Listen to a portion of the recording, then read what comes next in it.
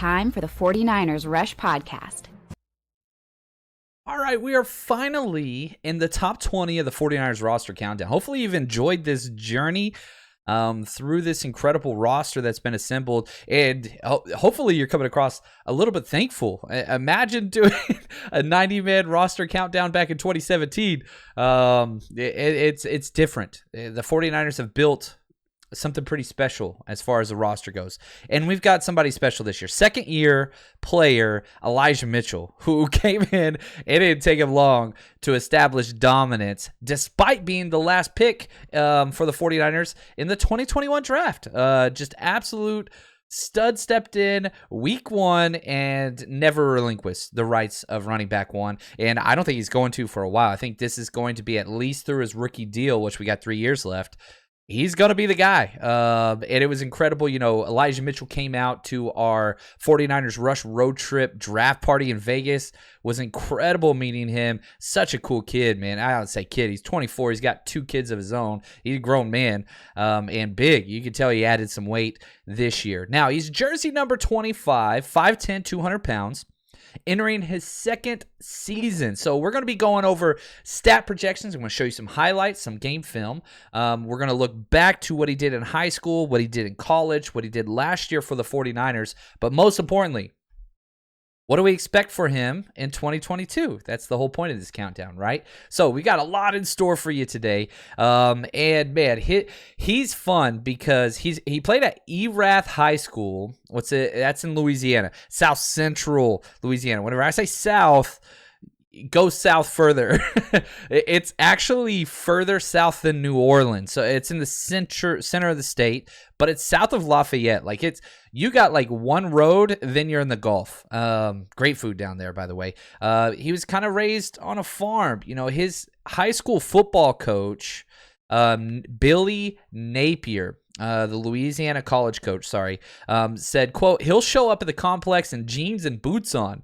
He's been out on the farm. This is a no-nonsense family. That's what he is, and that's what he brought to the entire game, to the 49ers. He's the son of Milton and Penny Mitchell. He has four brothers. Listen to these brothers' names. Incredible. Jeremiah, right? Remember, his name's Elijah, right? Jeremiah, Devontae Augustus, Claude Augustus, and Marquise Augustus. Those are pretty cool names. His brother Jeremiah played football and basketball. His other brother Devontae ran track and played basketball. And if you look at Mitchell, whenever he went to the University of Louisiana, he majored in general studies. As I said, he has 2 kiddos. Now we'll talk a little bit more about his high school in college resume, but I thought this was very, very important. I kind of wanted to lead with this. As we continue going through this and getting to know these players and stuff like that, the texture that is provided with their life stories, I think, is important. And, whenever they were in college, he led his team to a victory in the final 2020 season. Okay, well, so what, right? If I just tell you that, it means absolutely nothing. But the team dedicated that game to their coach, the late coach, Coach Looney, who was their offensive line coach who died of a heart attack earlier that year at a team practice. He was only 32 years old, something kind of out of the blue. And Mitchell and the offense, quote from Mitchell, it was very important to end the season with a win. We've been through so much with Coach Looney and just everything going on, and we just put it in our minds that we just wanted this year to be great no matter what the circumstances. And so, again, you find these players, different motivations for everybody, right? Whether it's your job or football, it doesn't matter. Different things get people going.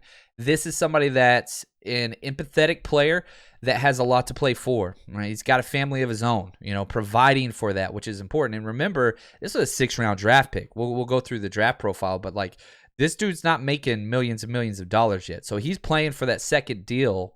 And, he kind of prides himself on being tough, hardworking, running back, which it comes across. There's no doubt about that. And if you go back to what he did in high school, baseball and football star, 4-year varsity starter for football. Listen to these high school records. Rushing yards, 6,220 yards rushing.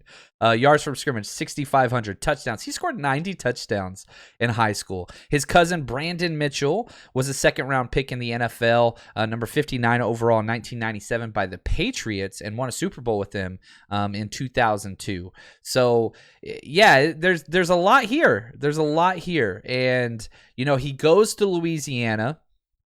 Man, here, let's throw up some film while we're talking about his college tape. This is all from last year. I pulled this off of our Patreon page. This is week 1. The first play right here, that's week 1. This dude showed up and proved to everybody he belonged. The speed is there. Now, when he went to Lafayette, or Louisiana, the Raging Cajuns, he appeared in 5 games. Did have an injury in the second half of the season, which caused him to miss time. Then he came out in 2018, his sophomore year, started 13 games. Ended the year with 1,334 total yards from scrimmage, 16 touchdowns. The dude just ran the ball. Was the only person in the conference who had 100 yards rushing one game and 100 yards receiving one game. You go to his 2019 junior season, appeared in all 14 games. And was the leading rusher for the team. And man, it was incredible what they were able to do. One of the best rushing teams in college. They rushed for 3,600 yards and 42 touchdowns. And, Mitchell was a big part of that. 1,100 yards, 16 touchdowns by himself. Then his senior year was the top back. He appeared in 10 games and played pretty well. He just was able to collect yards consistently. And we saw that with his rookie year. He's not the biggest, most explosive runner, despite his speed, which we'll go over in a second. He's just consistent. And I'll tell you all of his metrics versus, the top running backs in the country in the NFL last year. He measures with all of them. And, shoot, this play right here, you can see him if you're watching this on YouTube. Yards after contact is his specialty. Gets hit in the backfield, makes 2 miss, and still gets another 5 yards after the fact. That's what he does. Some awards that he got in college: 2021 LSWA first team All Sun Belt Conference, second team All Sun Belt Conference back in 2019, first team All Louisiana, second team. It's just awards. That's kind of what he piled up. Very, very productive. Now he did not get an invite to the combine. So these are all pro day numbers, which are usually inflated. But man, even if they're inflated by a little bit, it's still beyond impressive. He ran a 4.35 40-yard dash, which is top 97%. Now, did we see 4.3 speed from him his rookie year? I don't think so. But 4.4 speed's there. I don't know about 4.3. His 20-yard split, 99th percentile. He gets there quick. He got some big old legs. There's no doubt about it. 3-cone, 694, great. Vertical, 37.5, great. 17 bench press reps, great. 128-inch broad jump, great. Top 94%. And if you just look at the metrics and the comparables, his closest athletic comp is Travis Etienne, who was a first-round pick. Next closest, Breece Hall, who was the second-round pick, right? He might have went in the third. But anyway, he is fun. Now, let's talk about what he did last year, which is what we're showing you right now if you're watching these clips, this film. He only started 10 games, played in 11. That's it. It's weird whenever you think back, he was there most of the time, right? No, he wasn't. He missed a lot of time. But despite only playing in 11 games, 31 rush attempts where he gained 10-plus yards.